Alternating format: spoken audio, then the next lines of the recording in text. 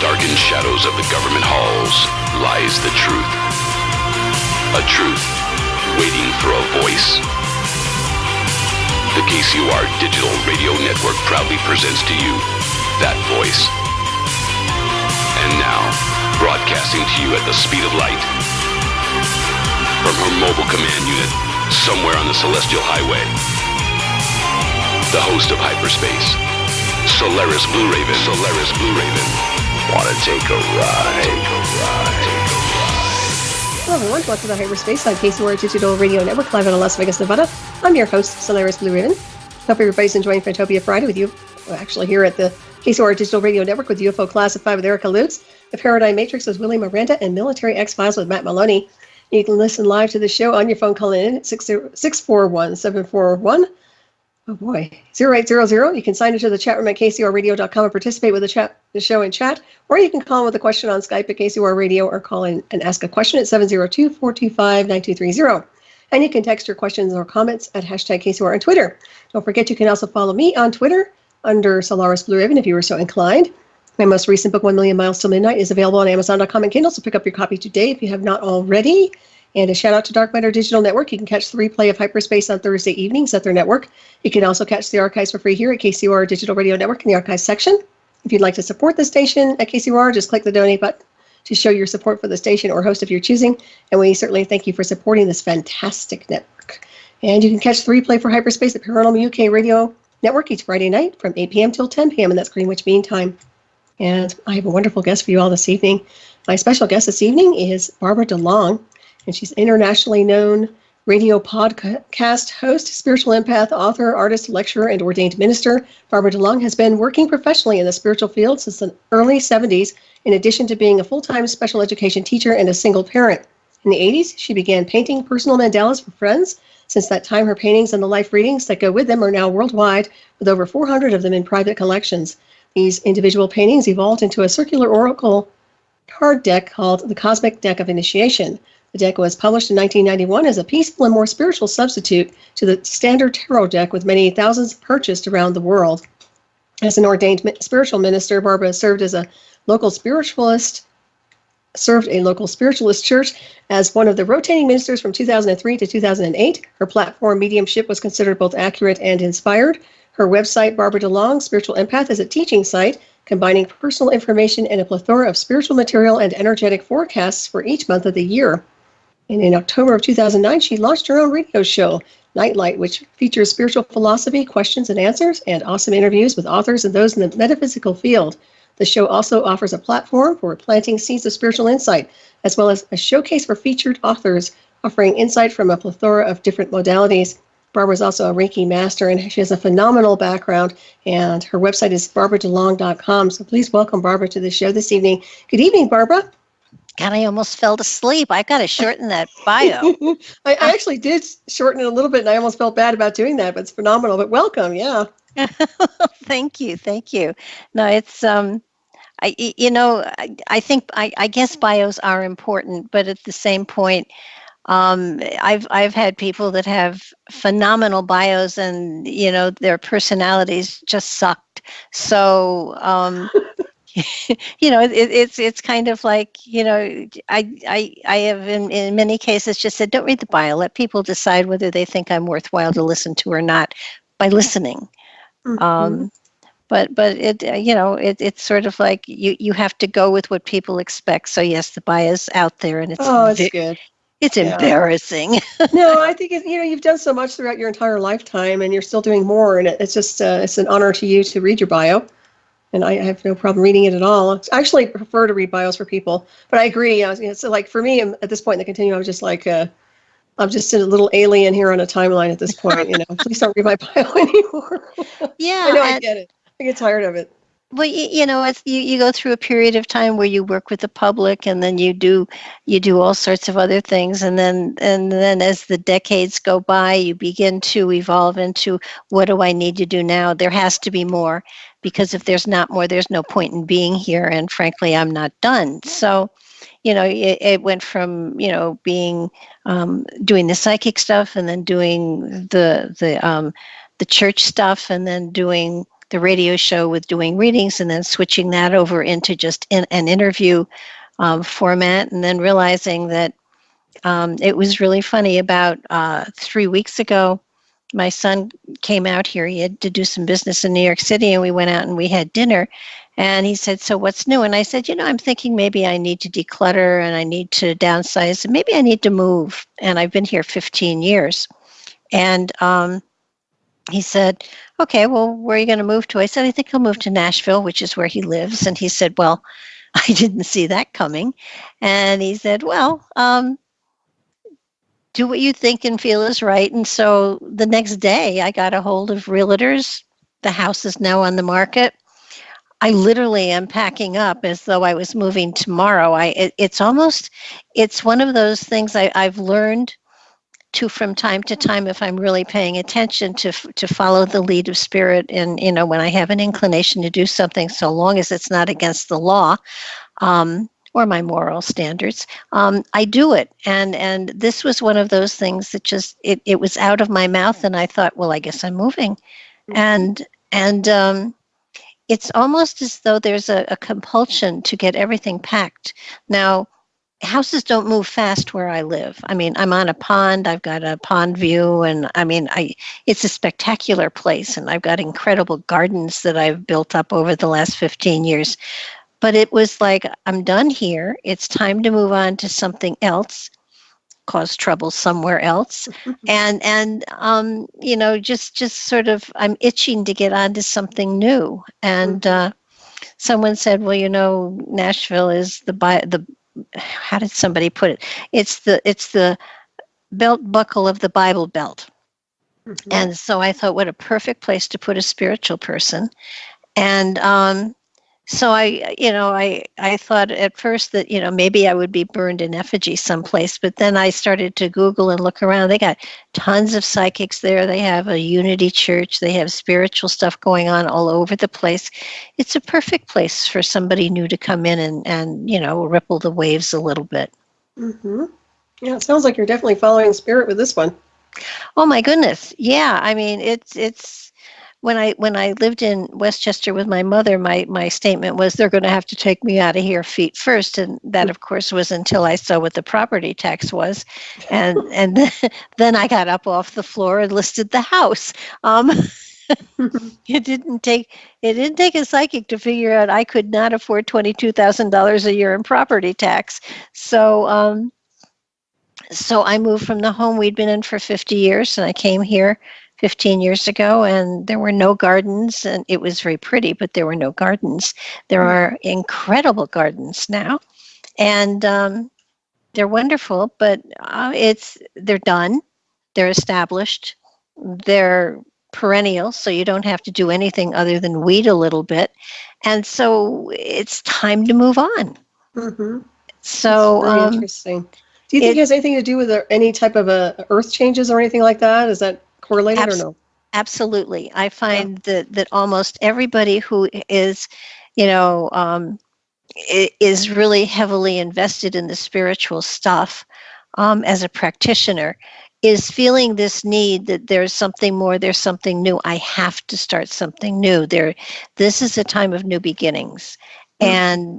And it's sort of like, you take a look at life and, I've been there and I've done that and I don't need to do it anymore. I can do something different in the same venue. But give me, in my opinion, so many people have, gotten into the spiritual field and have become practitioners or psychics or mediums or whatever. And they just stay at that level. They don't stretch it to take it to another level. Mm-hmm. And yep. if we don't continue to grow, there's no point to being here. Okay. And so it's kind of like, and I'm not saying that people who are psychics and mediums and all of that, aren't good or whatever. Everybody does their own thing, and if they aren't pressured to grow and to go beyond it, then that's maybe where they belong. I just have always gotten this itch, and it's so present here. It's ridiculous. I sit down and I look around and it's like, well, I have no emotional tie to that. It can go. The local Goodwill, I swear, is going to put a a room on just for my stuff that I've donated because, That's great. I have made, I don't know, 2 or 3 dozen trips with a full car just of Jeez. stuff that really I'm not sacrificing here. Mm-hmm. I'm just getting rid of the stuff that I've been carrying and dusting for the last 15 years that I don't need to. Mm-hmm. Right. And it's sort of like somebody said, well, you're getting rid of your stuff. And I said, I'm not. I'm making room so I can get more stuff. New energy. Yeah. There you go. I mean, the important stuff, the family stuff that's been, that I seem to be the protector of, the 200 and 300-year-old stuff will go with me. But and my cats, of course. But the rest of it, you get new, or it's ridiculous to collect stuff that you can get on the internet in a heartbeat, or it was an awakening for me, and I am a collector of stuff. There's no doubt about it, but the reality is here, we sometimes just shove stuff in corners, and if we're not forced to go into those corners to clean them or something at some point in time, they just build up. And, there are things that truly I didn't like that I've just had because I had room to shove them someplace. So this has been a major time of getting rid of stuff, and the only thing that stopped me from packing is that I ran out of bubble wrap, and That's funny. it's terrible. I can't stop packing. It's almost as though there's a part of me that says you better get it packed because you're going to move sooner than you think, and yet people have said my house is going to be hard to sell because it is on the pond, and it's the gardens, and it's the whole thing. And sounds perfect. Oh, it's great for somebody who wants a spiritual place. I've done weddings out in the garden, but if somebody doesn't like gardens and pathways and meditation rounds and things like that, then this is not the place for them. Well, the right person will show up. You know that. I do believe it, and yet it's sort of like, even so. Aside from the fact that I packed my towels and all I have is one towel and one washcloth, which was something I should have paid attention to when I was doing it, but I didn't. That's the only slight miscalculation I've done. Everything, of course, I have a 2-car garage. I can only use half of it now because it's full of bins that are packed and stacked, but ready to go. Wow. Shove me in the truck. That's definitely very, very interesting. Yeah, you're just going with the flow of consciousness, and sounds like the stream of the cosmos to me. Well, it's so exciting because obviously there's something coming. Right, and also there's an urgency involved. Oh, absolutely. Yeah. I will wake up at night thinking, what can I pack? What more can I pack? What is not essential that I can actually, once I get bubble wrap, keep going. And it's just, I'm laughing at it because it is, you sometimes, how your brain keeps going at night, even though you're tired, your brain is still calculating. I have had many a night where at 2:00 in the morning, I've woken up and I've just said, well, let's get packing. I obviously am not, I can't let go of the fact that I need to shove things into these contractor containers that I have filled meticulously. I don't know what I'm going to do. It occurred to me that obviously I'm going to go a little smaller when I go to Nashville. So I'm not sure where, by the time I'm done, there will probably be 60 or 70 of these containers. And, so I'll sell them, or I'll give them away, or, make furniture out of them. I don't know. But it is exciting because it means that there is something new coming, and I'm hopeful that it's writing, because I so thoroughly enjoy writing that, though I don't know I'll just probably add more stuff to the website, but there is something new coming. It's the same feeling when we did Secrets of the Stones. Couldn't put it down, couldn't stop it. Just interesting. It wouldn't let me rest, and that's how I feel here. It's so exciting, but I'm still, of course, interviewing authors and everything on Nightlight, and Mark Eddy has joined Nightlight as well. Right. So he brings a whole new bunch of fascinating people into the whole genre, so that it's, and then of course I have been fascinated with the antiquity of the United States and everything, and among other stuff. So it's been such fun to have someone else also doing a radio show, and I get to be the techie and just you're producing more, right? Yeah, that's great. I produce all of his shows. I do all the graphic stuff, and I run the switchboard for him.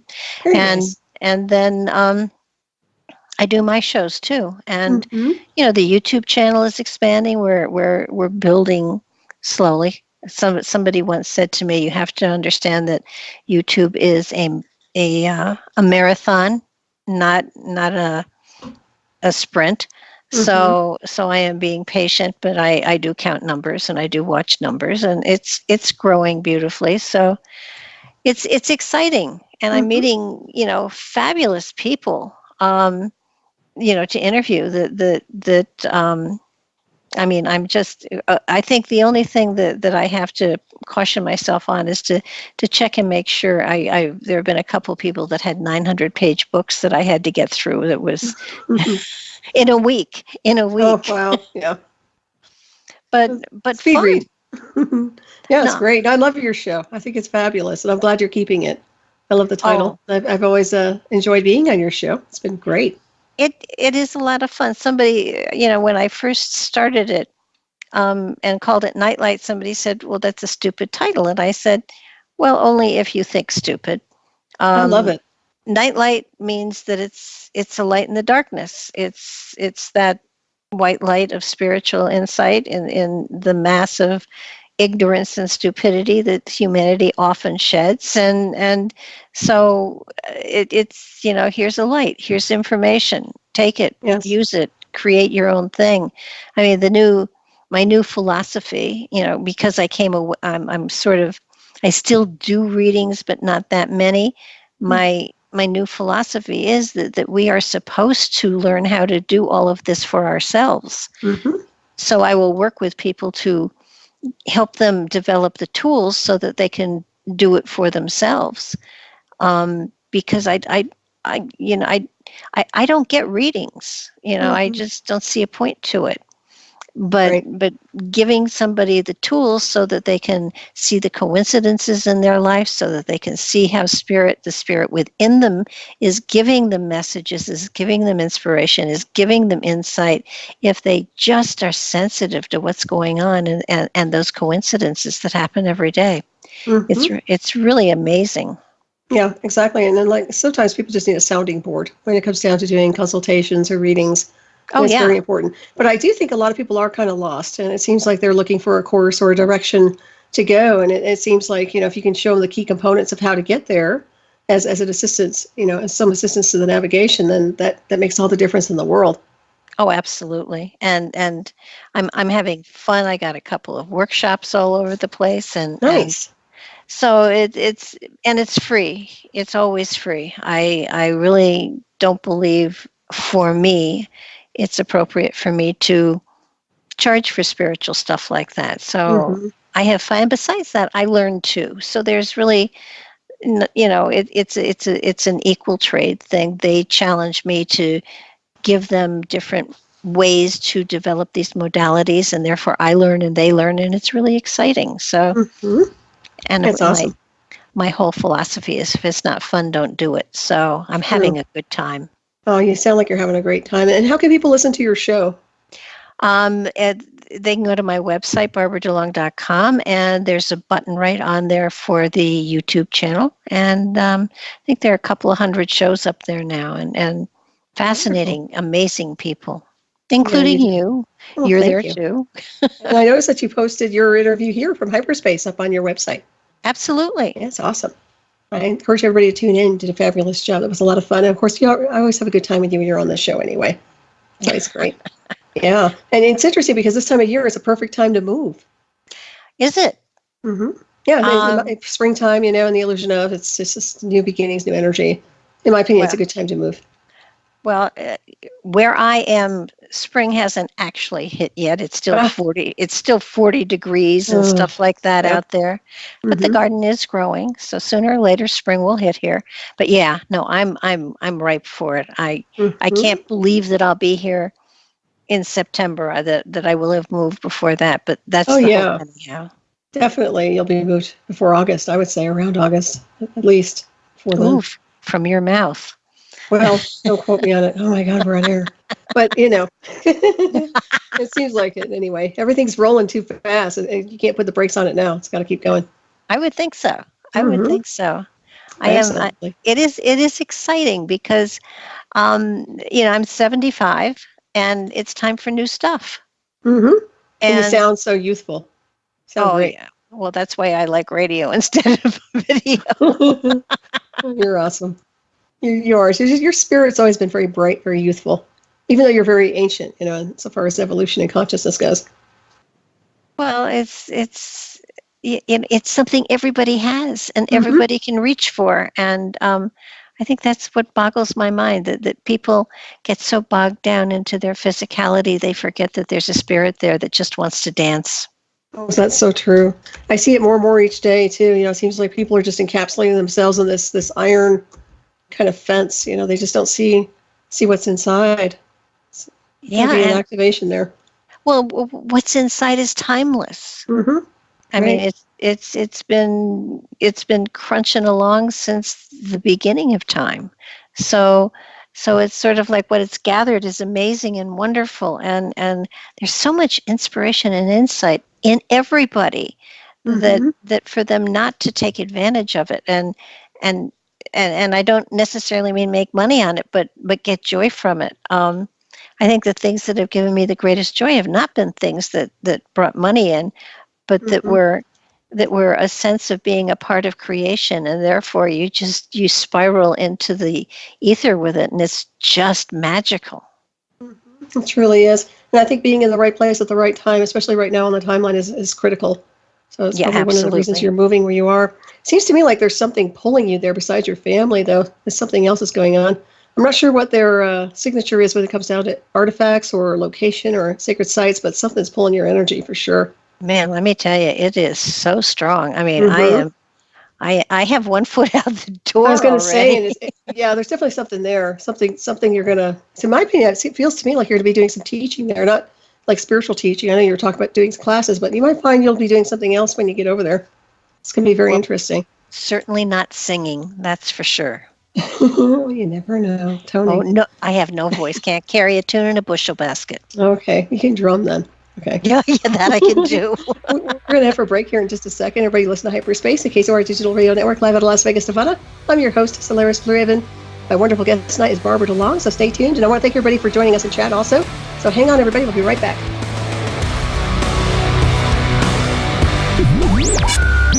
You're listening to Hyperspace, hosted by your mistress of the night, Solaris BlueRaven.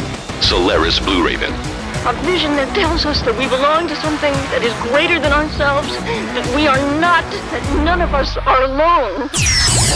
Share the truth and be part of the movement by calling the KCOR hotline number at 702-425-9230. That's 702-425-9230. Give us a call now.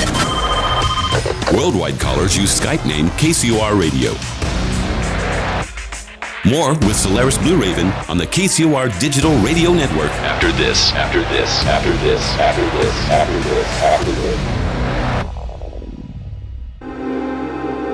1 million miles till midnight. A story of timelines, artificial worlds, simulated races, and the galactic imprint, and the destiny of a blue world called Earth. 1 million miles till midnight, written by Solaris BlueRaven, is a journey through the mind's eye which allows the reader to surf a wave of technological and multidimensional intellect, revealing a bridge between conscious design and the truth. A multidimensional bleed-through awakens the world of artificial intelligence to set sail into the frontiers of a vast multiverse. morphing planets and terraforming ascended worlds beyond the linear programs of a fated race.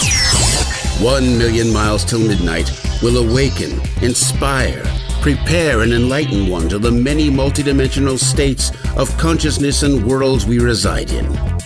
With every cell and atom, we are this truth and multiverse. 1 million miles till midnight. Written by Solaris BlueRaven. Available now at Amazon.com. Don't wait. Get your copy today. It's great. I think it's great. It's great. The all-new KCOR Digital Radio Network. Great. Make a note of it. It's great. Live for 3 hours every Saturday night. It's a show that engages the mind, makes you think, and maybe even challenge what you think you know. Hi, I'm Jeremy Scott of Into the Paranormal, where we talk about topics that are anything but mainstream, somewhere between abnormal and paranormal. Bring an open mind and join us for Into the Paranormal, live Saturdays at 6 p.m. Pacific, 9 p.m. Eastern on the KCOR Digital Radio Network. Toxins are everywhere, from the air we breathe to the food we eat and the water we drink. In a world where 80,000 known toxins and heavy metals threaten our very existence, how are you going to protect yourself and your loved ones? Introducing Pure Body Extra Strength, the world's first colloidal zeolite that helps trap and remove toxins as well as heavy metals from your body that are messing with your memory, clarity, sleep, and focus. Don't just take our word for it or the testimonials from our thousands of happy customers. Check out the hundreds of articles and case studies on the National Institute of Health website proving zeolite's powerful ability to remove toxins. For a limited time, listeners to KCOR will receive 10% off their first order. To get started, go to trypurebody.com and enter promo code RADIO10. Again, that's trypurebody.com. Toxic junk is all around us, but now you can take back control of your health and protect yourself by detoxing with Pure Body Extra Strength. You'll be on your way to sleeping better, thinking more clearly, and feeling more energetic. Go to trypurebody.com right now and get started today. Hyperspace. Beaming to you the truth at the speed of light.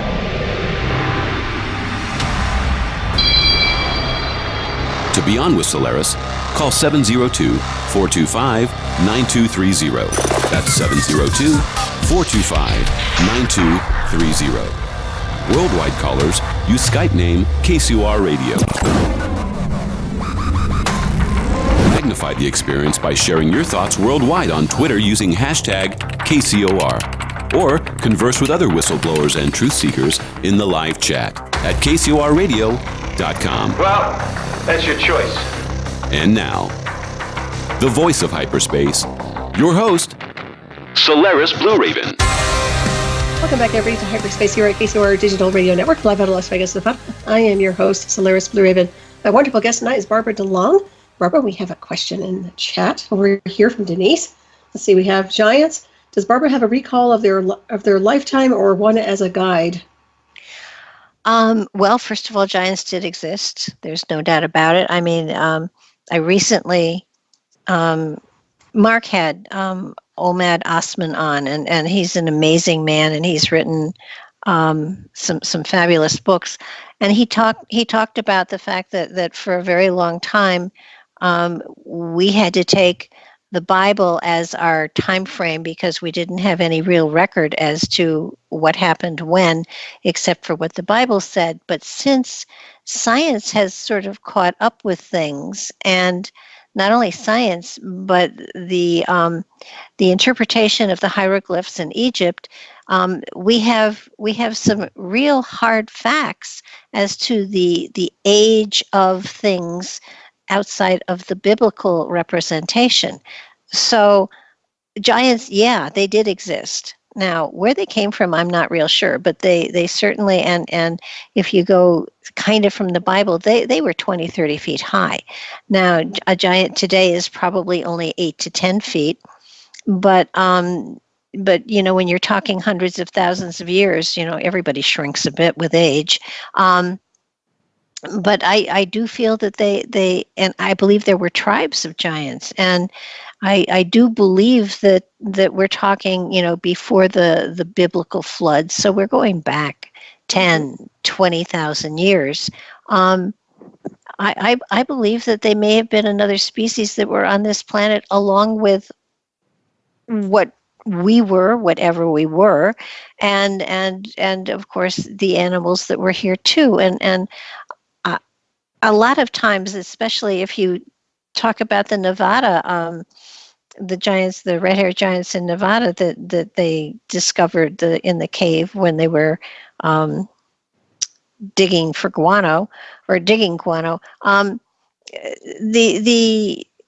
The smaller people outnumbered the giants by so many that when the giant numbers kind of got less and less and less, they were wiped out by the indigenous people, the quote unquote normal sized people, but their DNA is still inside of most of us. I have known people that have had the double rows of teeth, the extra digits, the red hair, the fair skin, so that the DNA is still here. And every now and then, you do see people that exhibit.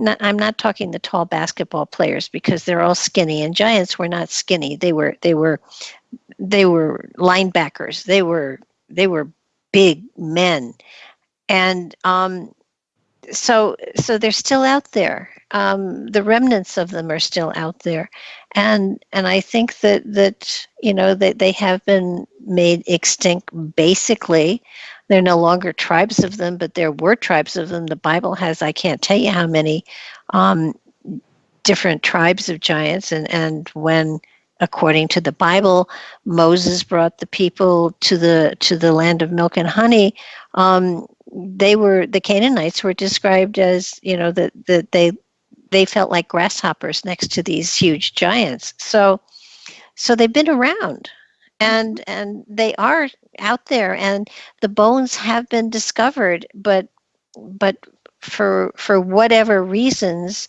they've been destroyed. They've been hidden away. They for some reason, at least in the United States, they don't want to talk about it because, of course, they'd have to rewrite our history books, and that would be a terrible thing to have to do. Mm-hmm. Not like it hasn't been rewritten before, though.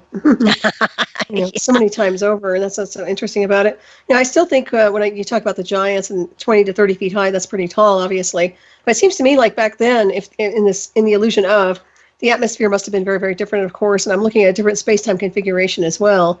And I think that's something to factor in when we're looking at all these different types of life forms that were here prior to mankind even creating a record of his own existence. Well, yeah, and when you look at, there are some philosophies, because they can't prove it, but that back when the dinosaurs were really roaming the planet, there were two atmospheres, and the atmosphere, there was a lighter atmosphere in which some of those huge birds were able to fly because they couldn't fly in the atmosphere we have today. So that the atmosphere had to be different as well. So I agree with you. I think that while science is doing its best, it is so clogged by men with egos who refuse to accept the possibility of something different other than what they believe. Oh yeah, it's collision in consciousness. There's no doubt about it. And it's just not even the science department. It's everybody. It's religion. It's every person on the planet. And different belief systems in collision. It's funny because yes, that does happen, but every religion has the same foundation, and that's the golden rule. Mm-hmm.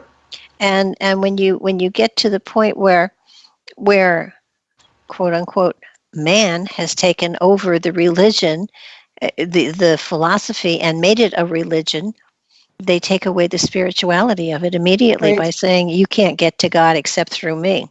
Mm-hmm. The middleman. Yep. Which of course we don't need. No. I would rather think I have a direct connection to the Creator. But at the same time, I truly do not believe that creator, the higher power, the source of all creation, whatever word you want to give to it. God to me is limiting because you put God then in the same category as the Norse gods and the Egyptian gods. And I think the creator is above that perception.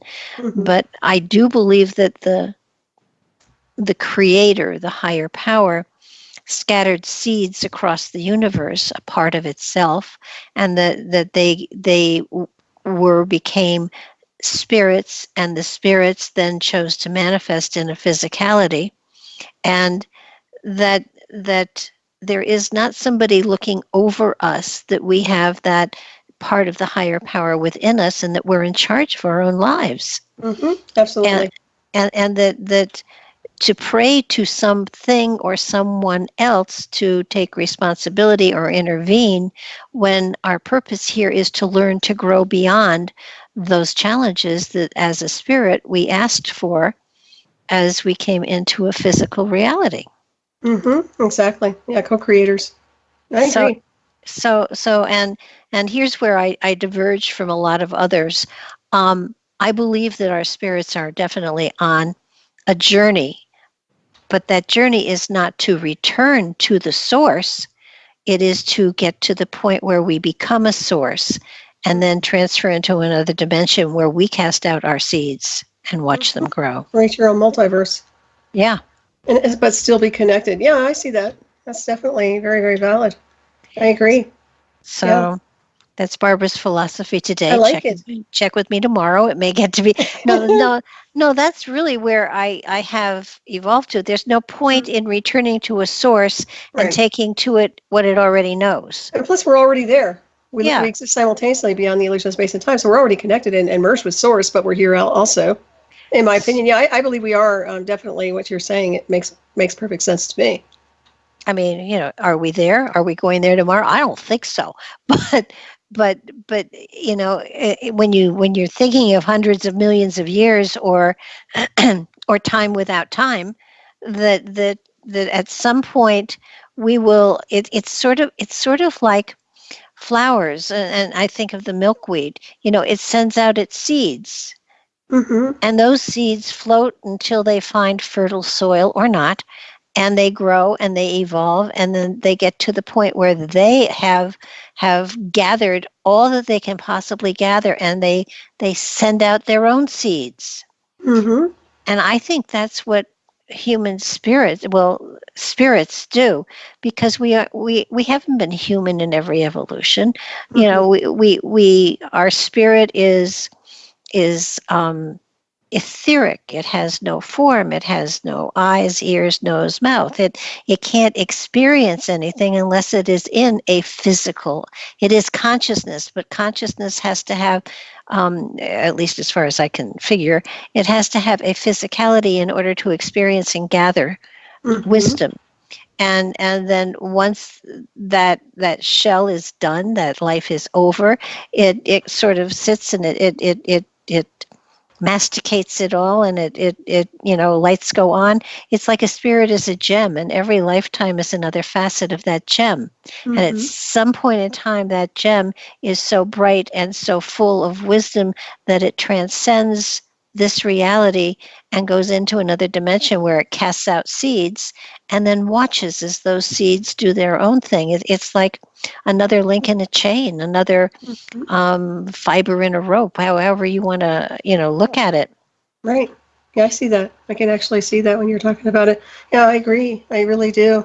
It'd be nice to see everybody sync up on a higher level of spirituality, or at least consciousness, to a point where we can all expand into that multiverse on a nice, celestial way versus some of the polarization that's going on here. But yeah, I do believe that. But to me, it seems like we're already there. It's just a matter of crossing into the next dimensional phase.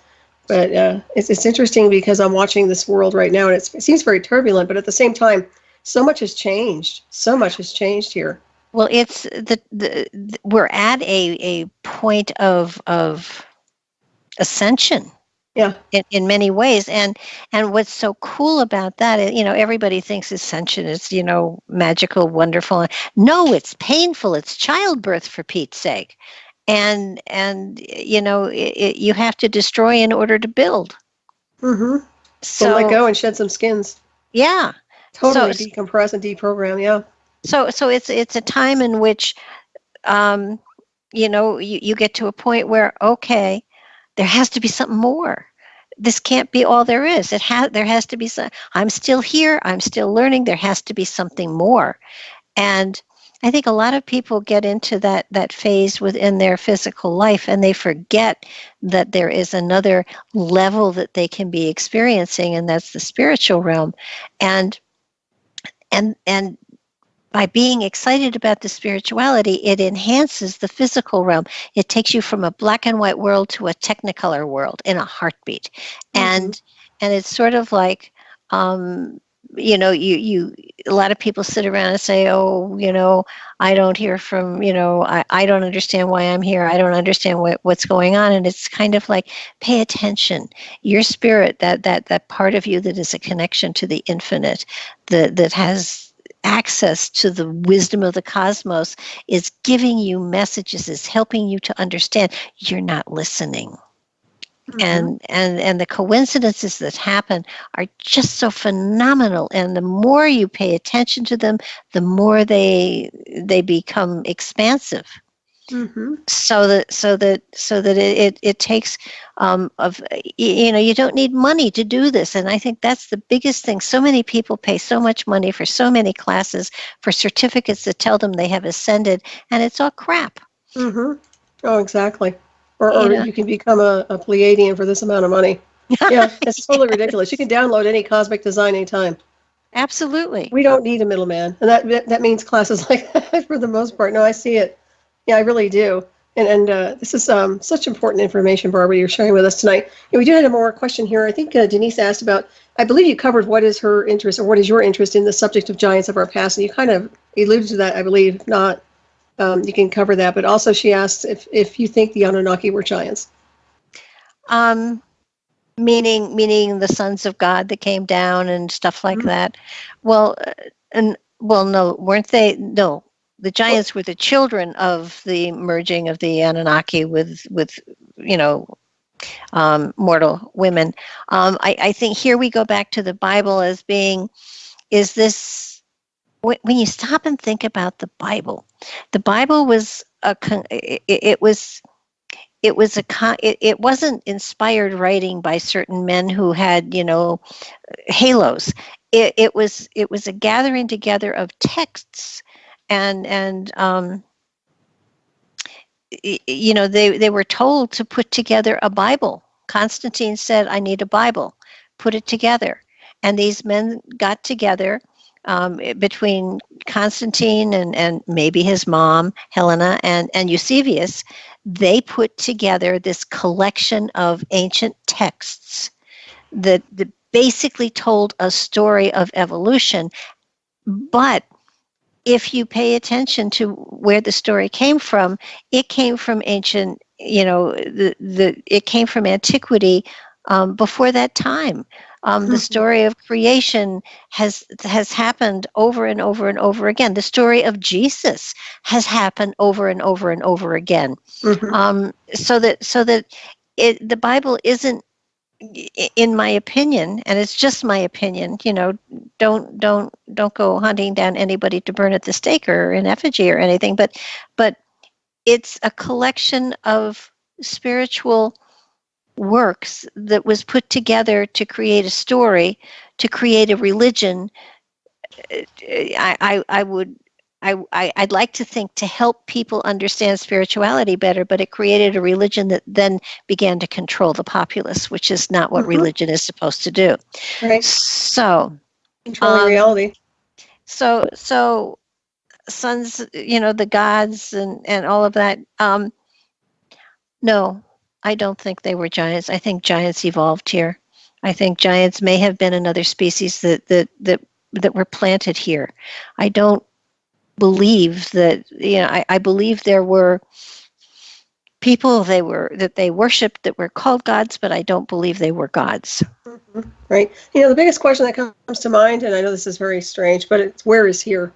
That's the bottom line. Where is here? I know they call it Earth, but in my opinion, this is a terraformed rock they call Earth, and that's just the way I've always interpolated the data. But Seriously, I mean, we're looking at something that's just a construct through consciousness and a lot of other things. But when you look at here, I mean, it can be anywhere, really. When you think about it, it's kind of complex. And I look at the whole idea about our history and the whole idea about existence in general. And to me, it seems like a simulation program, to some degree, a hologram based on manifestation of thought.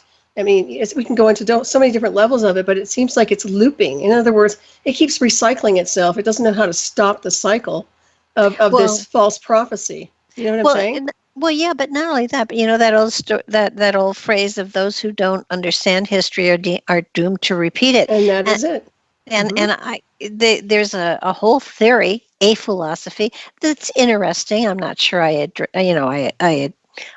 accept and embrace the entire thing, but that actually the humans, the Homo sapiens that are on the planet now actually came from Mars. Mars was the original Earth. And when its atmosphere started to go, when things started to fall apart, they came to Earth. And it feels to me as though what's happening is we're beginning to destroy the planet, so we're starting to look at Mars and think, let's go terraform that. We can get that going again. So that in many ways, over millions of years, we may have gone back and forth between another planet and this planet any number of times. Right. That makes a lot of sense. Well, you can traverse it back and forth easy enough. Oh, yeah. And have. And, if you really, there theoretically, there already are on Mars, colonies and underground in the moon, too. So I think that's another thing that we really don't know. There's so much that's being kept secret from us by governments, by deep states, by, who knows who, that we are being kept ignorant. When you stop to think about it, we went from flying to jet planes in a very short period of time. Mm-hmm. But we haven't gone very far into space travel at all, according to the general public. Right. So it would seem to me that the leaps that we have made in the scientific field and the medical field are incredible, but they aren't available to the general public. Mm-hmm. And that, once again, it's about control manipulation. And it's still, I say, even with our Black Science Department and Space Program, they can only traverse a certain part of the galactic highway. In other words, there's a certain configuration they can only work with, and it's off limits elsewhere. So they're still limited as well. That's just my own gnosis. Can't really go into details about it, but that's what I say, and I'm pretty sure I'm right about it. But you look and you see also people seem to have amnesia. It is mass mind control. It's a lot of other things, but it's also amnesia. They keep forgetting their essence of origin, their celestial essence of origin, the cosmic compass. They forget everything. And then when you're talking about Mars and the correlation between Mars and Earth, I agree with you. I think that people have forgotten that celestial heritage and that lineage, which is at the cellular level. It's still there. If they were to take the mass collective here and put them on Mars or any other place, they would immediately understand everything through gnosis and consciousness and the full Akashic. I guarantee you cellular memory and frequency would activate, and they would have a knowledge. Oh, I really believe that. I agree with you. It's just, it's sort of like, what's the purpose of keeping everybody in the dark? No, there is none, unless you want to control and manipulate, and you want to have the goods on the best technology available and make yourselves appear as gods to the mass collective. Because, when they take their Black Science Department and they start showing themselves in places where they don't have any knowledge, they will appear as gods. They'll show up as like, wow, look at them. They're nothing. They have a lot of good toys. That's all. But that's what they're portraying themselves as, which is very interesting. Oh yeah, but and you look at the fact that people, especially in the United States, talk about how we're not enslaved and whatever. We are enslaved. Mm-hmm. How many people out there can say they don't have a credit card debt? How many people out there can say they don't have a mortgage? We are being kept prisoner by the economic system. We are slaves to this system. Yeah, it's a linear construct. There's no doubt about it. It's not multidimensional, but it's definitely linear. And it does. It's a gravity well. It sucks people right in. And it keeps you in the game. Oh yeah. Mm-hmm. But when you look at the potential here, and all you need to do is to, I don't know what kind of revolution it would take. I don't know if in my lifetime I will see it, but in the next couple, maybe. Off-world interception, Barbara. It's an off-world interception. That's what it's going to take. but it's just, when you think about it and you think, okay, I'm gonna put my thoughts out there, and if I can make one person think or question, then my job is done. Just come on, wake up. Take a look at what's actually out there. Take a look at what's happening to our planet and what we're doing to it. Do you know there's probably very little food that you can eat that hasn't been chemically treated and have things in it that are going to destroy your ecosystem inside of yourself? Mm-hmm. Exactly. And you think about the wildlife too. The same thing with the cetaceans and all the other life forms here. Oh, they're being affected. They're all connected. And the chemtrails and all of the stuff that, our government or the deep state or whoever is definitely dumbing us down. There is also my gosh, they're culling the population. Mm-hmm. It's unbelievable. If you're over 80, you can't have a hip replacement. You can't have a lot of treatment because they have to be able to justify it with 5 years of quality of life. Wow. And so like green. Yeah, it is that I think that everybody should watch that movie. It's Soylent Green. It's classic. Yeah. Oh my gosh. But it's a great movie. Yeah. It is, and you can see it. You can see it happening. You can see people, going day to day to day to day, and not seeing any of the beauty that's around them because they are so enmeshed in their lives that are so controlled by things that they didn't understand how they got connected to it. It's just It's frightening. Yeah, it's all electronic impulse at this point. Yeah, digitized. Yeah, I agree. And we are heading for a break here. Everybody, listen to Hyperspace, the KCOR Digital Radio Network, live out of Las Vegas, Nevada. I'm your host, Solaris BlueRaven. My incredible guest tonight is Barbara DeLong. We're having a fascinating conversation, so stay tuned. We'll be right back. Stand by. All right, in 3, 2, 1. You've been listening to Hyperspace. Hosted by Solaris BlueRaven, where the truth is beamed to you at the speed of light. Live every Friday night at 9 p.m. Pacific, exclusively on the KCOR Digital Radio Network. For more information on the host of Hyperspace, Solaris BlueRaven, please visit her website at nightshadowanomalydetectives.com. Hyperspace. Once thought a theoretical dimensional anomaly, now a tangible cosmic waveform to the truth.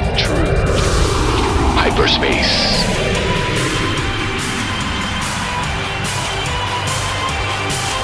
This is KCOR Las Vegas, home of the Digital Radio Network, broadcasting from a shack just south of Area 51. Wait, that doesn't exist. This is the KCOR Digital Radio Network. Now for the news.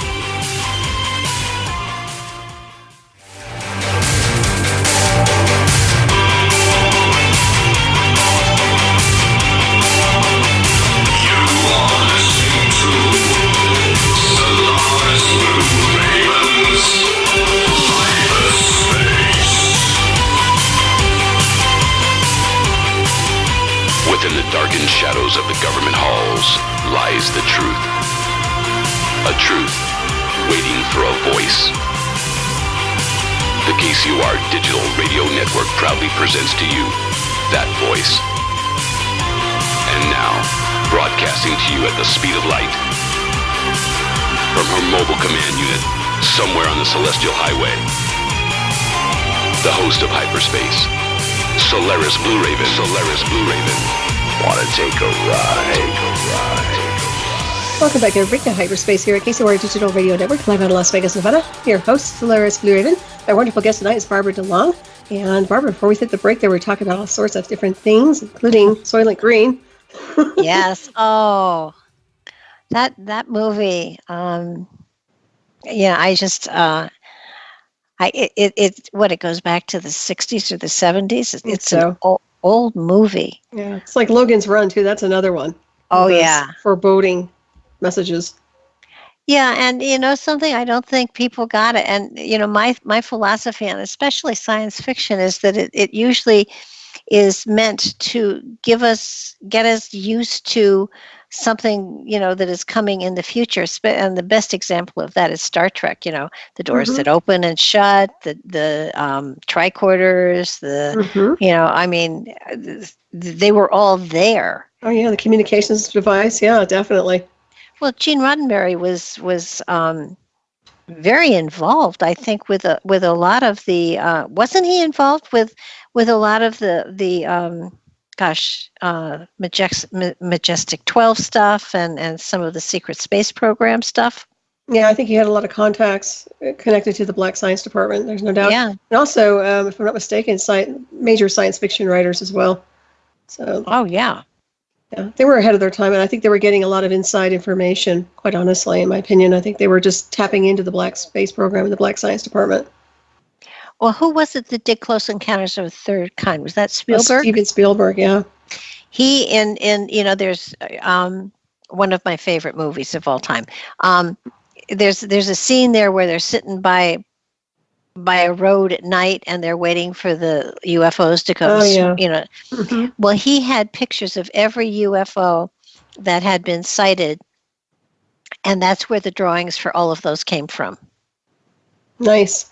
So that they were all actual replications of UFOs that had been authenticated, I guess. Yeah, he's more of an insider, I'd say. I would say definitely an insider. I used to love his work when he first came out. It seemed like he was very raw, and his intent was more pure in alignment with spirit. But then something's changed with him along the way, and something happened. I'm not sure what, but he's not the same. Money does that to you. I guess so. It's either the illusion of power, and I will say it's an illusion of power. It gives them the end, the end, but it really isn't. It's not what they think it is. Well, if you look at money and power, it does seem to absolutely corrupt.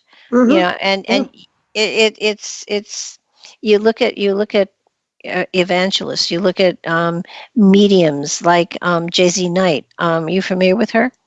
I've heard the name, yeah. J.Z. Knight, I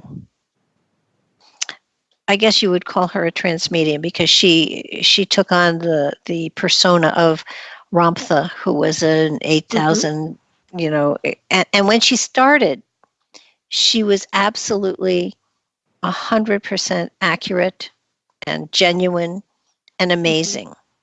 But stars and all sorts of people started to flock to her, and a lot of money came in, and she bought a ranch, and then suddenly she was, Ramtha was giving advice to people that they should buy horses from her or do this from her, and she got corrupted by it. I was gonna say, yeah. The glamour of that much attention is frightening, and you look at a lot of your evangelists who started out. The only one that didn't really get corrupted by it, I think, is Billy Graham.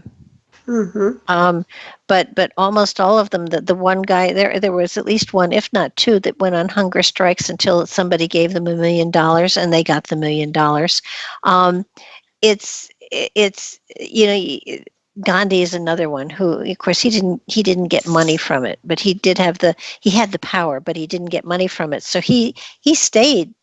He stayed genuine, but when somebody gets a tremendous amount of money or a tremendous amount of power, they lose sight of their purpose. And it's sort of like, if you don't have money, it's okay. You make do with it. But if you suddenly have a lot of money, then your first and foremost thing is you have to protect that money. And when you're protecting money instead of doing service of some sort, you get corrupted, and then you do whatever you need to do to get more money to protect the money that you already have. So it's an ugly cycle. It really is. It seems like it can be. And what I have noticed is that people who have a lot of money tend to explore areas where they can be a little more insidious, like what happened to me in the past with covert technology. So they have the access and they have the money to buy toys, to do things that can be very destructive. Instead of doing something constructive, they do things that are more nefarious, which doesn't make sense, but that's what's happening. But yeah, I see it. I don't think money is the evil factor. It's the way people use it, and also the greed. And I think you're right about the illusion of fame and fortune. They really do psychologically get get hit to a point where they can't even function. I don't think they can handle the energy of having that kind of success. I think a lot of people will just completely fracture. Well, in the spiritualist genre, they call it the glamour, which I find kind of funny, because if you're talking vampires, vampires can shed a glamour on someone so that they, they're in a whole nother mindset, and that's what happens. You get to the point where you are so famous, there's so much attention to you that you feel that you have to keep producing to another level. And often what you're doing is appropriate for whatever level you're on. And if suddenly you're expected to go another level up and you're not there, then you start to fake it. And that's that's what happened to Jay-Z Knight. That's what happened to a lot of people. And if you're good, you can fake it really well for a while, but then there's a point to which panic sets in, and then everything falls apart.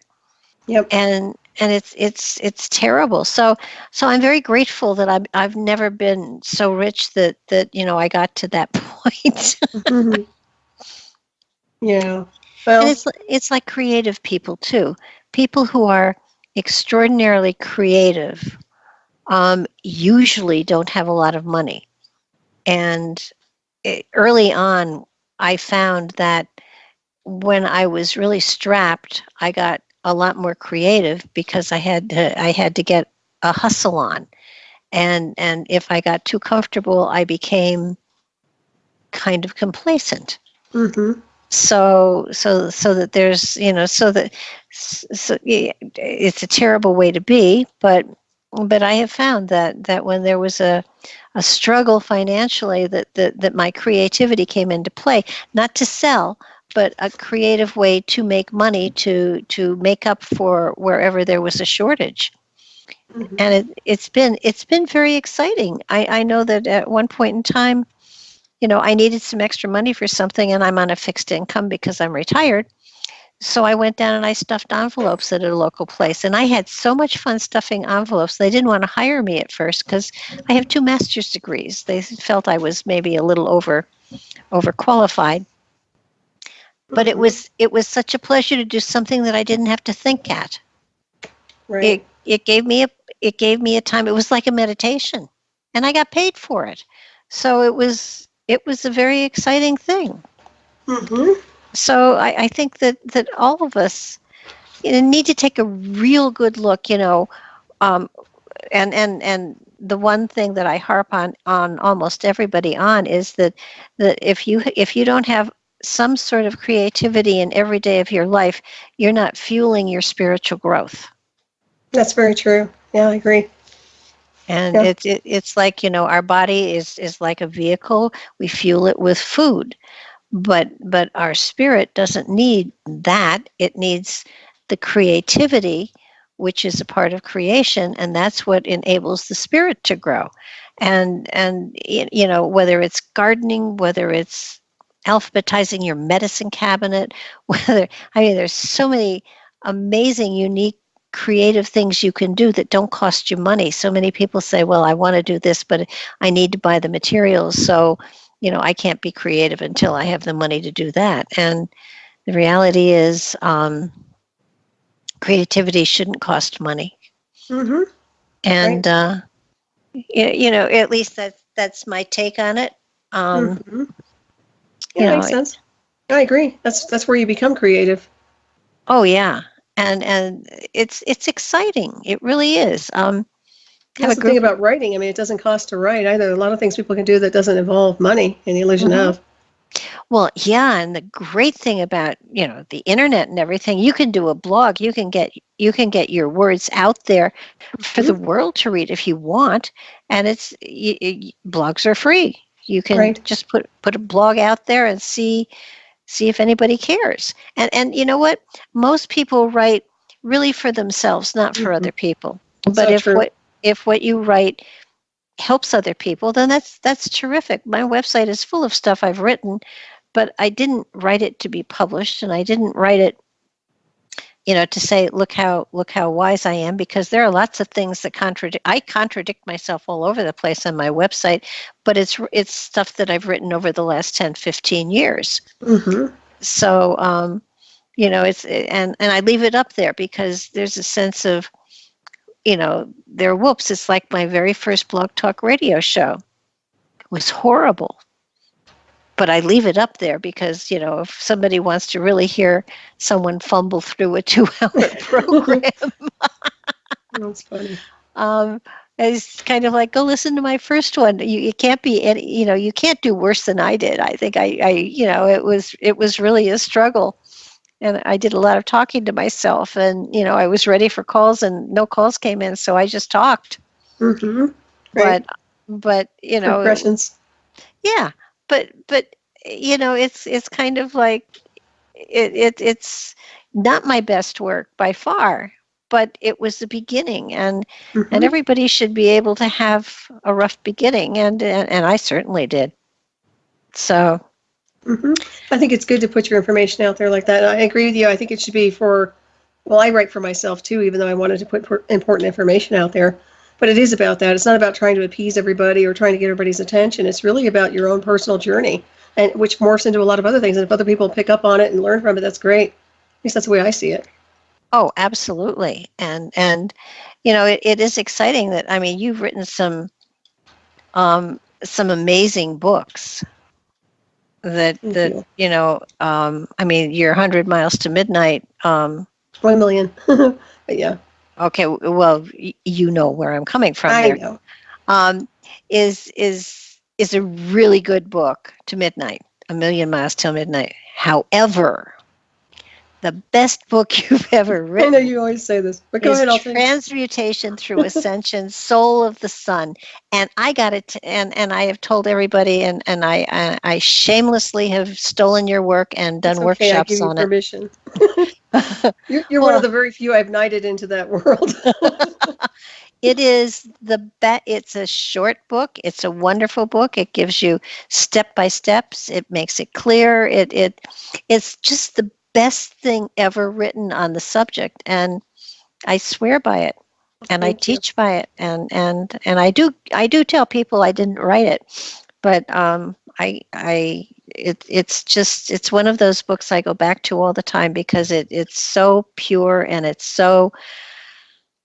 not simple, but it's not complicated either, and it gives you the idea of you can do this yourself. Right. This is, you don't need someone to stand over you and give you an attunement. You just can do it yourself.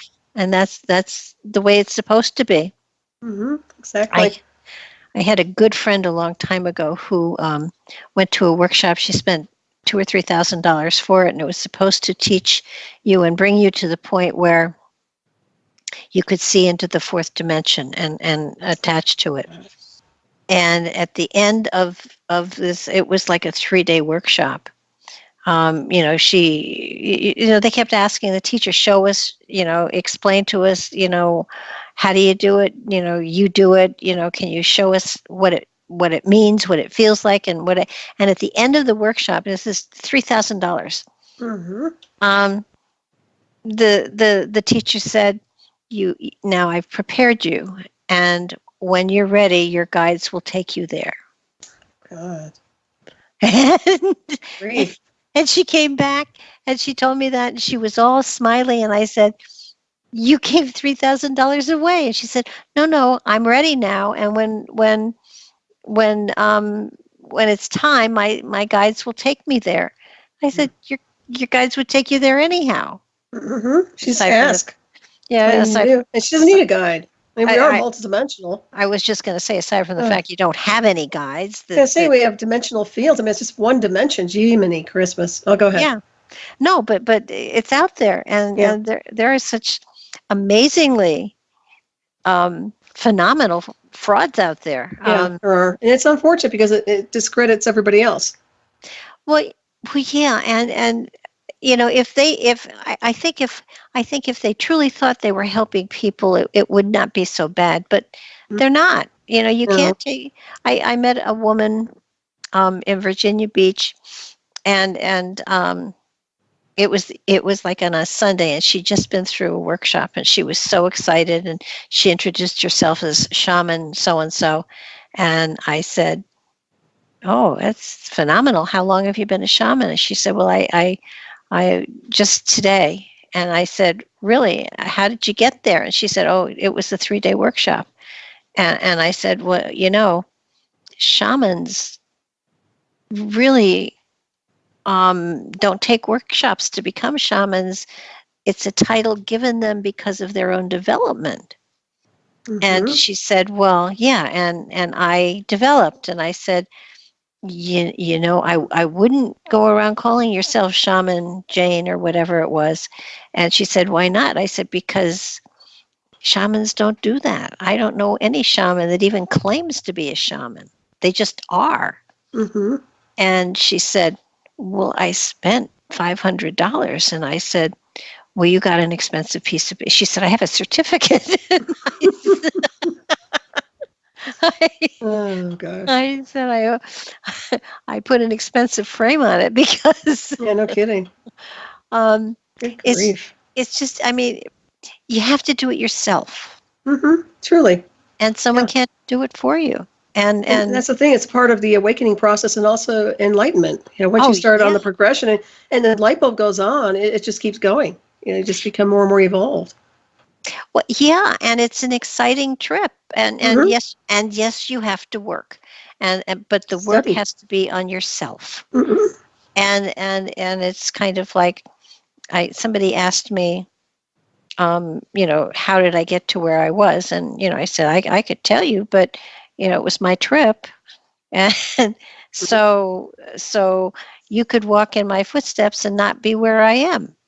Exactly. So it's different. It's different for everybody, and that's appropriate because we're all different. We may have the same spark of the infinite inside of us, but we're at a different place in evolution. Everybody is, mm-hmm. and it's impossible to drag somebody to where they want to be instead of where they're meant to be. I did a meditation group for 17 years in my house in Westchester, and one guy came in once and before we started the meditation, he said, "I need to have a walnut." And I said, "Why?" And he said, "Well, I had my Kundalini rose, somebody dragged it up to the top of my head, and I have to sit on walnuts in order to keep it there." And I said, "I've got salted nuts." Oh boy. I said, "Maybe some pistachios." And he said, "Yeah, let's try the pistachios." I said, "Are you serious? You're going to sit on pistachios?" He said, "Yeah, otherwise the Kundalini will go right back to my root chakra." I said, "Maybe that's where it belongs." I never heard of such a thing. Yeah, well, he paid money.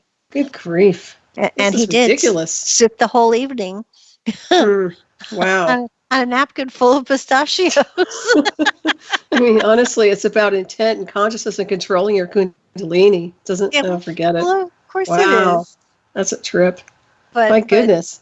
Yeah, you see, I had one lady come to me because her aura was ripped and she needed it repaired, and the person that usually sewed it up was on a trip, and I said, "So? Okay." And she said, "Yeah, it only cost me $1,000, but she repairs my aura every time it tears." And I said, "How often does it tear?" She said, "Oh, maybe every 2 or 3 months." And I said to her, "Well, I really, your aura isn't ripped." And she said, it feels ripped." And I said, and paying somebody $1,000 will fix it?" And she said, "Oh, yeah." She said, "You're evolved. Can't you sew it up for me?" And I said, "No, but I have super glue."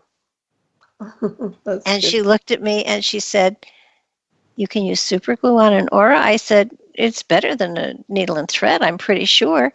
And she said, Can you fix my aura?" And I said, "Sure." And we sat there with our eyes closed for a while. I said, "Okay, you're all set." And she took out her checkbook. I said, "No, this is free." And I said, I can promise you, your aura cannot now tear ever again because I did such a good job. And I said, I guarantee it will not rip again. And she said, really? I said, I promise you, your aura will never rip again the way it has ripped in the past.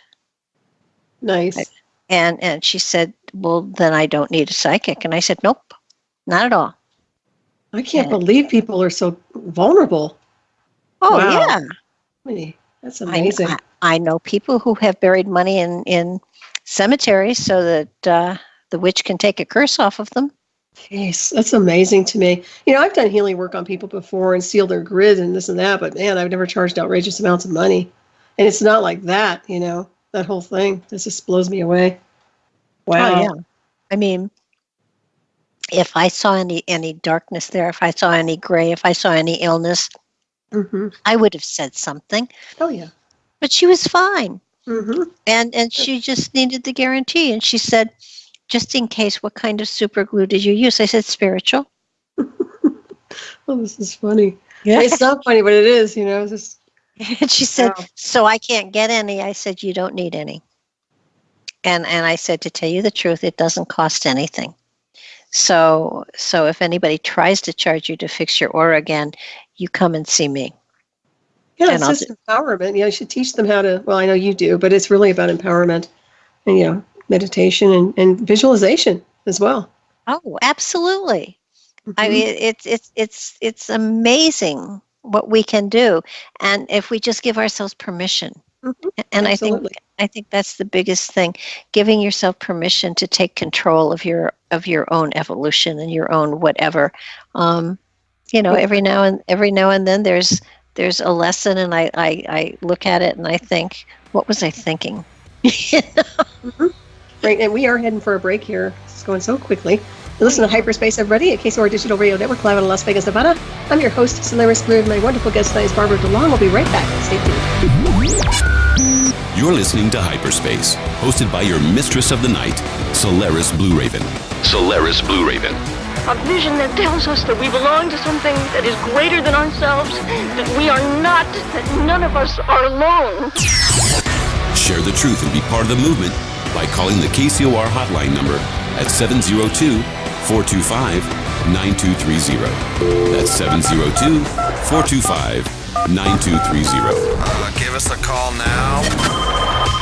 Worldwide callers use Skype name KCOR Radio. More with Solaris BlueRaven on the KCOR Digital Radio Network. After this.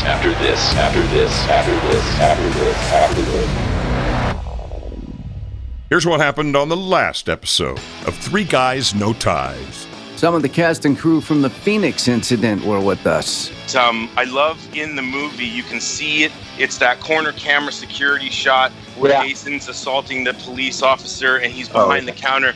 There's a moment where behind the glass, you see this officer somehow levitate off this bar stool, and he must have jumped like 3 feet back. Was that the gentleman that talked to you? Yeah, and he comes up to me after the shot, and he shakes his head, and he goes, "That guy?" He goes, "That's the real deal." That was when he smacked his hands against the plexi, right? That scared the shit out of a lot of people. Sorry. No, absolutely. And you know what? To the credit of law enforcement worldwide and everyone in the armed services, I absolutely salute you, but it's really nice when you can get paid to scare the shit out of a cop. Three Guys, No Ties. Wednesday nights, 7 to 9 Pacific on the KCOR Digital Radio Network. That's good. Turn your radio up. I love it. All the music I want to hear. This is my station. Okay, forest animals, kids are coming to the forest, and it's up to us to make their visit a good one. Sparrow, have you practiced the most popular bird songs for the year? Of course.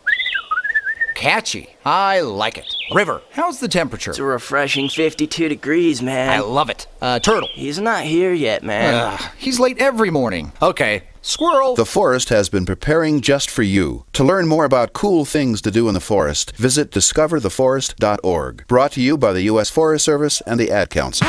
We interrupt this program to annoy you and make things generally irritating. At the end of the day, we turn the lights down in the KCOR studio. Oh, sweet. And crank up the hottest club songs from around the world. This is the future.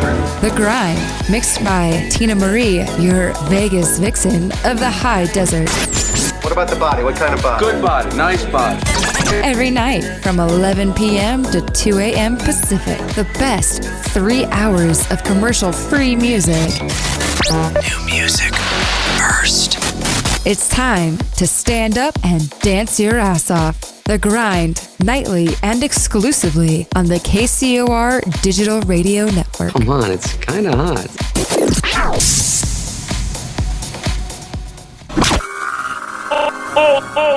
All systems go. Tuesdays midday just got a bit more interesting on the KCOR Digital Radio Network as Cheryl Costa returns to the celestial airwaves with Cosmic Questions. I know. I'm pretty excited about it. Your 1 hour dose of informative as well as entertaining talk radio. Live every Tuesday at 11 a.m. Pacific, 2 p.m. Eastern. We're opening the doors of the unknown just for you. Oh, that's crazy. Cosmic Questions, hosted by Cheryl Costa, challenges you to expand your reality of the universe. Join Cheryl Costa as she brings her unique sense of humor and charm to the KCOR Digital Radio Network. It's just good, clean fun. Every Tuesday, 11 a.m. Pacific, 2 p.m. Eastern. Cosmic Questions. Finally, the doors of the unknown are opening. Will you be there? I'm telling you, she is a real ball buster.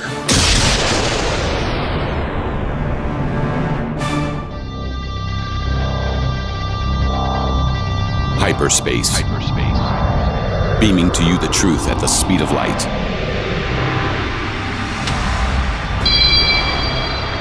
To be on with Solaris, call 702-425-9230.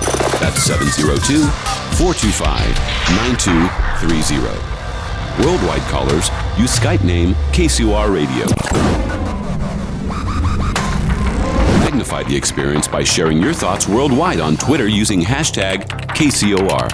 Or converse with other whistleblowers and truth seekers in the live chat at KCORradio.com. Well, that's your choice. And now, the voice of hyperspace, your host, Solaris BlueRaven. Welcome back to Radio Hyperspace here at KCOR Digital Radio Network, live out of Las Vegas, Nevada. I'm your host, Solaris BlueRaven. My wonderful guest tonight is Barbara DeLong. And Barbara, we were talking on the break, they were touching on your creative side, your painting, or not painting, but your background in the arts. Yeah, I don't paint. I'm not a trained artist at all. And I was in a class for spiritual development in the Spiritualist Church long time ago. And we got homework assignments every week. And one of the assignments was we had talked about mandalas, what they represent and everything. And the homework assignment was to do a mandala for another class member. And we all drew names. And I had no idea what to do. So I took out my compass and my ruler and I did a design and I watercolored it. And I did a reading that went from it. It to me represented this person's soul energy. And everybody loved it, and other people wanted one, and it was summertime, and I was off work, and I figured, what the hell? And it evolved into actually a thriving business. And so I was doing as many as 60 or 70 a year, and I went from watercolor to oil, and then it got to the point where there were 400 or 500 of them out there. And I thought, you know what?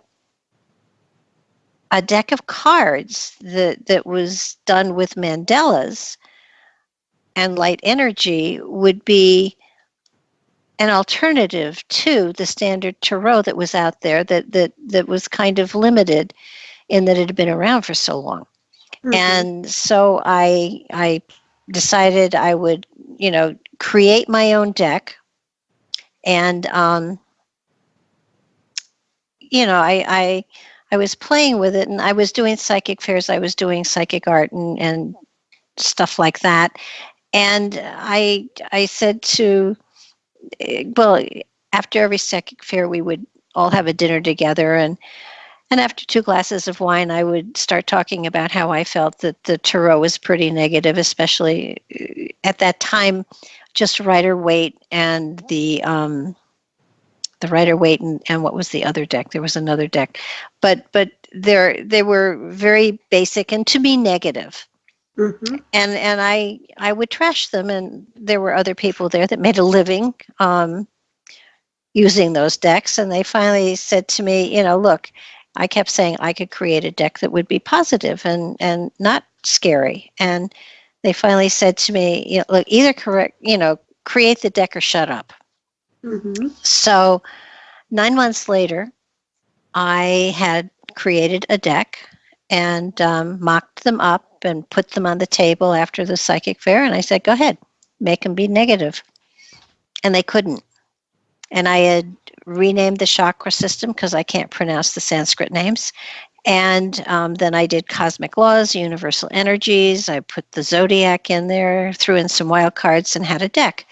And they finally said, "Okay, go ahead and trash." They couldn't make them be negative; they just couldn't. Mm-hmm. So, and I did it just to prove to them that there was a positive deck. And shortly thereafter, a friend of mine who owned a restaurant called me up and asked if I still had the mock-up deck, and I said I did. And she said, "Will you come read this person who's here?" And I, said, "If I get a free dinner, sure." And I got a free dinner. So I went and I showed her the deck, and she asked if she could take it and show it to her boss, who happened to be Stuart Kaplan, who owned U.S. Games. Mm-hmm. And he bought the deck. Very nice. And I said to him at the time, "This is a sleeper deck. This is, it's not time for people to have this deck to work with or whatever." And I was right, but he did publish the deck for 20 years. Mm-hmm. And I found that at the same time I did that deck of cards, there was an ashram in the Pacific Northwest that they had channeled similar patterns that they used as portals for transformation. And I thought that was kind of interesting. And then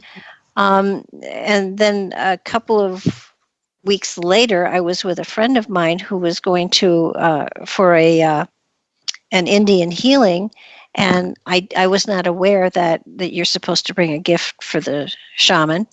And all I had was a deck of cards, so I gave the shaman the deck of cards, and he took it and thanked me and looked at it and then looked at it again.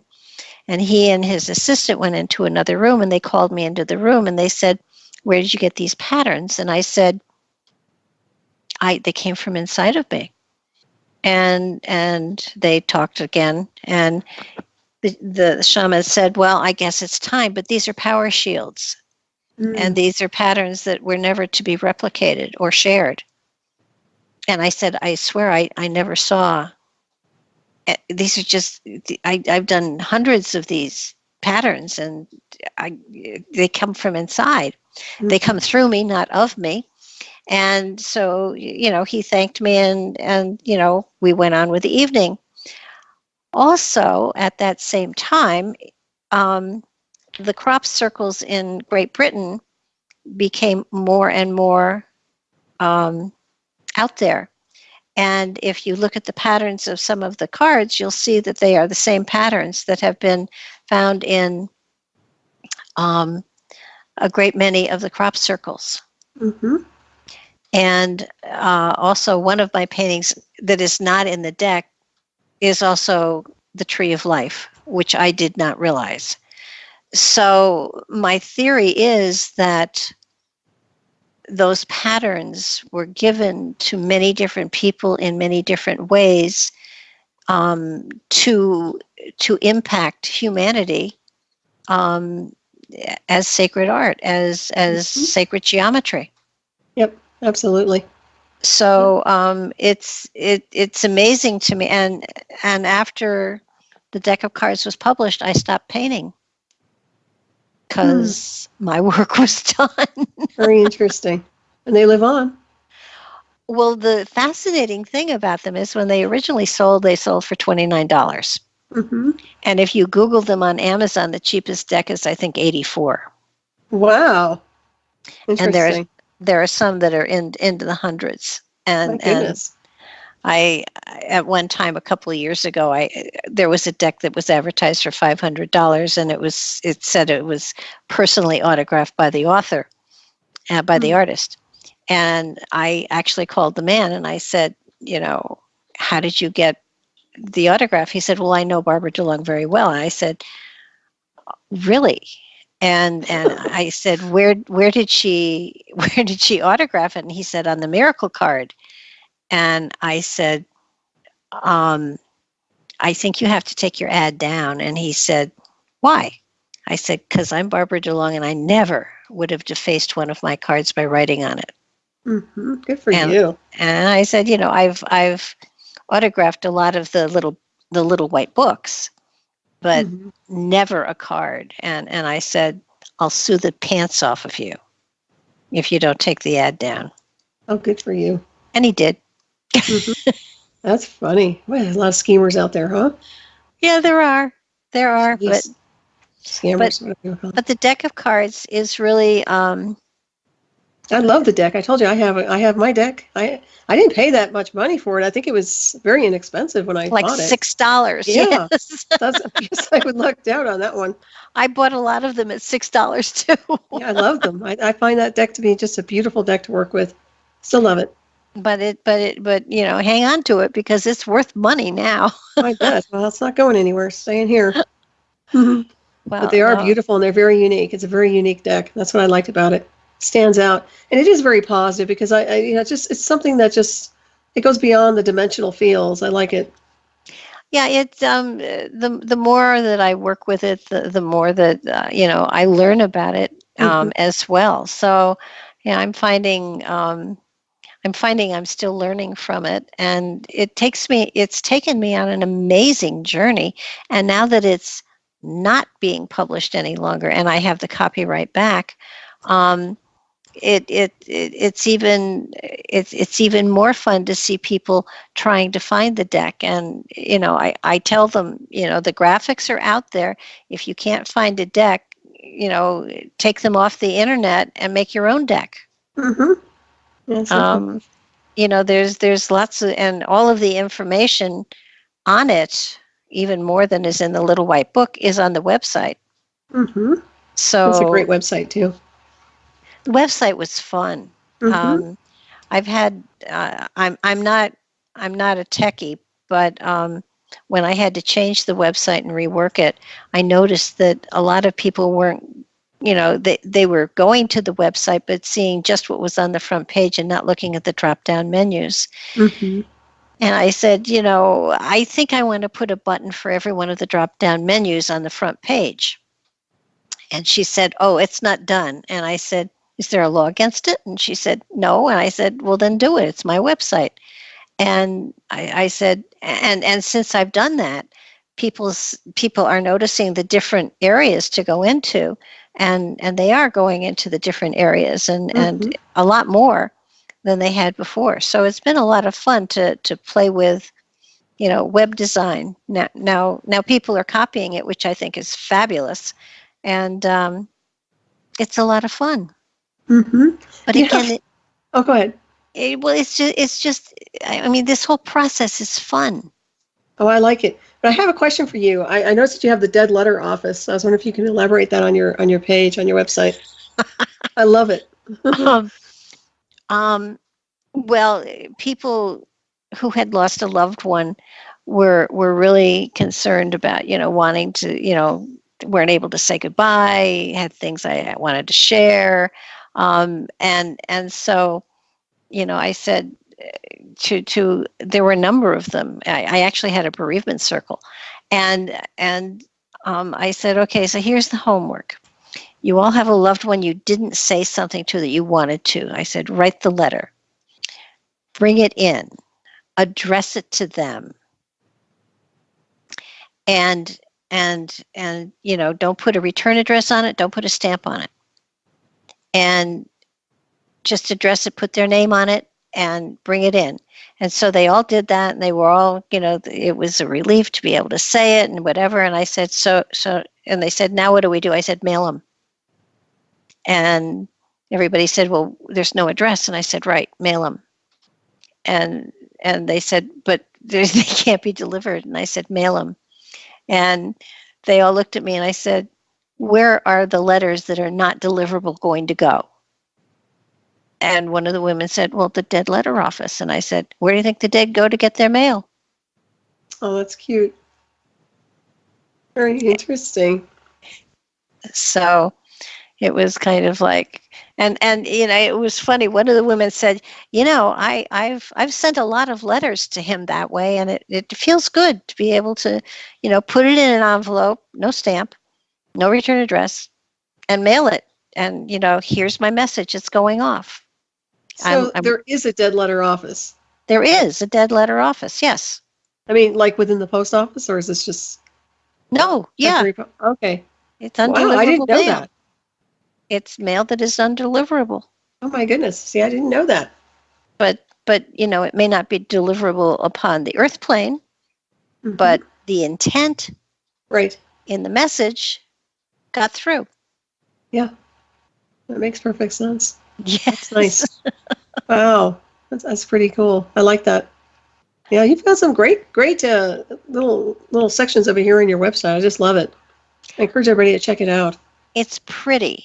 I think it's very pretty. Yeah, the colors are great. I think that's the one thing that and if anybody's into chakras, I think so many messages get through to us on a subconscious level because of the color of how they are expressed or presented to us. And so the website has a tremendous amount of lavenders and blues and greens. And if you look at that's spiritual communication and healing. Yeah, it's very good. So high frequency. The colors are intentional because it awakens a level of frequency within consciousness. Yeah, definitely. Yes, it's easy. It says DNA activator. That's what I like to say about it. But yeah, I love it. It's very nice, no doubt. I know we have about 10 minutes plus or minus here. We're going to talk about Thoth, and I don't know if we're going to talk about what we're going to talk about in 10 minutes, but you'll be back nonetheless. There's no doubt about that. But yeah, you've done so much wonderful research in these areas, especially with the emerald tablets. And I always love that topic. Yes. It's a favorite topic of mine. Mine too. I don't understand why more hasn't been done with it, to be honest with you. I know you've done a lot with it, but I haven't really heard many people. There was one interpolation of the emerald tablets, but I just couldn't get into it by somebody who did their version. It just didn't resonate with me. Was it Dr. Dural's or? No, it was some woman. I have to get you the book. Somebody mailed it to me for promotion, and I just didn't feel anything with it at all, just reading it. Yeah, I love Dr. Dural's interpretation. The only thing wrong, it's almost in like quatrains, and it's wonderful material. However, I wish it was in chronological order. It hops all over the place. It tells a story, but it tells it it's not a flow. And like the deck of cards is representative of the soul's journey through this dimension. Right. And there's a progression, one card to the next, to the next, to the next, to the next. And to me, if the explanation as to, and I think the Emerald Tablet is the same thing. It is the journey of the spirit, but it starts in the middle and then it goes all over the place. And my intent was at some point in time now he channeled this for the White Brotherhood 100 years ago. And so what I wanted to do is to rechannel it and put it in chronological order, going from his material, which I thought would be so cool, because he talks about string theory, he talks about, Atlantis, he talks about, and Greg Little, Dr. Greg Little, have you ever had him on? No, I haven't. I should. Oh, He has written the most amazing book on Atlantis ever, all of it directly from Edgar Cayce material. Nice. And he was. I had him on the show a couple of weeks ago, and he was mesmerizing on his talk of Atlantis and the fact that it was a total continent. It went from the Straits of Gibraltar all the way to the coast of North America, and that there were 3 different times that Atlantis experienced. Trauma, or, it was broken up into Atlantis was not a city, it was a nation. Mm-hmm. And it was hundreds of islands that crossed the sea. And then of course there were two major hits to it as far as earthquakes and things like that, and then a meteor hit, and the tsunami just wiped everything out. So, but his book on Atlantis is the best book on Atlantis I have ever read. Okay. And let me pitch it because it is that good a book. It's called Edgar Cayce's Atlantis by Dr. Greg Little, I think. Okay. And what year was that published? I don't know. I don't know. I'm just curious. No, I mean, is it fairly recent though, or no? Fairly, yeah. I'm just curious. 2006. Oh, that's not bad. I'll have to check it out. I can't believe that one slipped away. I haven't seen that one. This is the best book on Atlantis I've ever read. Mm-hmm. Yeah, I love Edgar Cayce too. It's one of my favorites. Yeah, no, he was. It's amazing, and I would absolutely recommend it. And and he is an amazing interview. If you check the book out and you want his information, I'll be happy to share it with you. Well, you know I will. I mean, Atlantis is one of my favorite topics, and it's really cool that there were really a series of 3 destructions of Atlantis.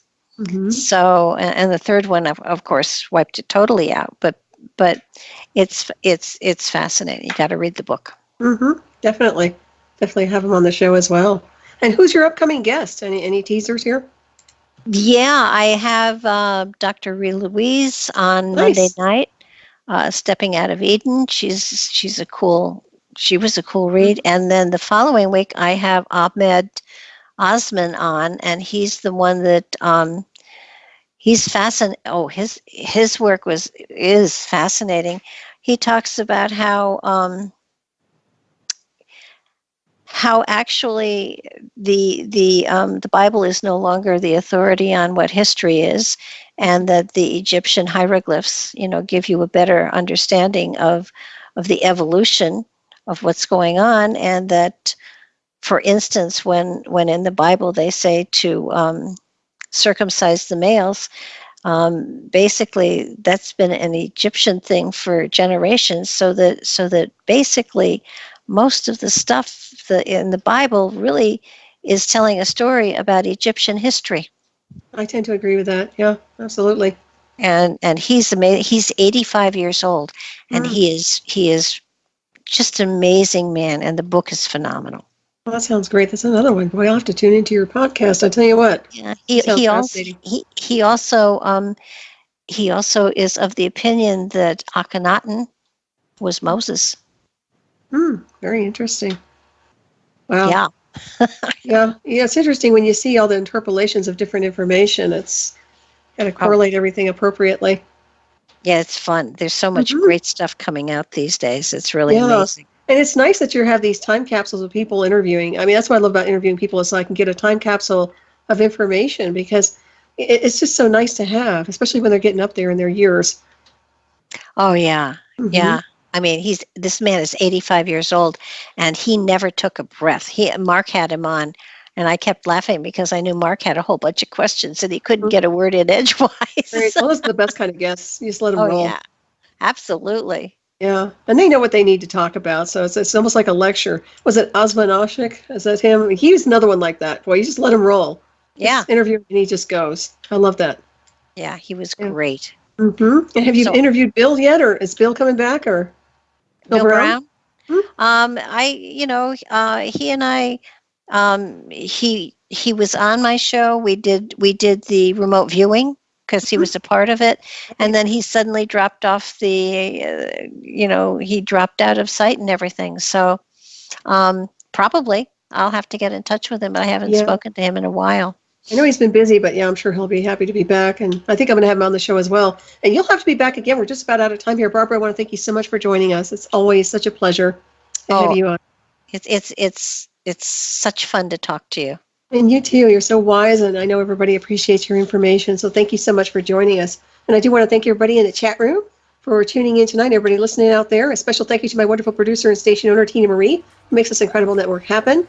And make sure you stay tuned for The Grind exclusively at the KCOR Digital Radio Network. All right, everybody, we're just about out of here. Thank you again, Barbara. My pleasure. Good night, everybody. Solaris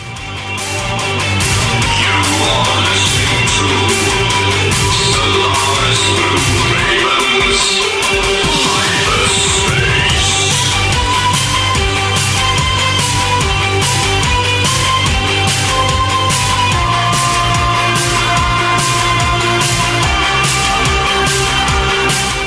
Stand by. All right, in 3, 2, 1. You've been listening to Hyperspace. Hosted by Solaris BlueRaven, where the truth is beamed to you at the speed of light. Live every Friday night at 9 p.m. Pacific, exclusively on the KCOR Digital Radio Network.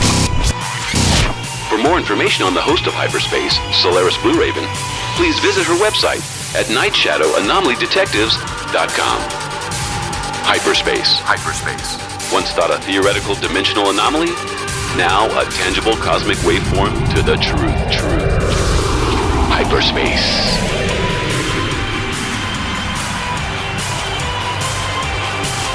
This is KCOR Las Vegas, home of the Digital Radio Network, broadcasting from a shack just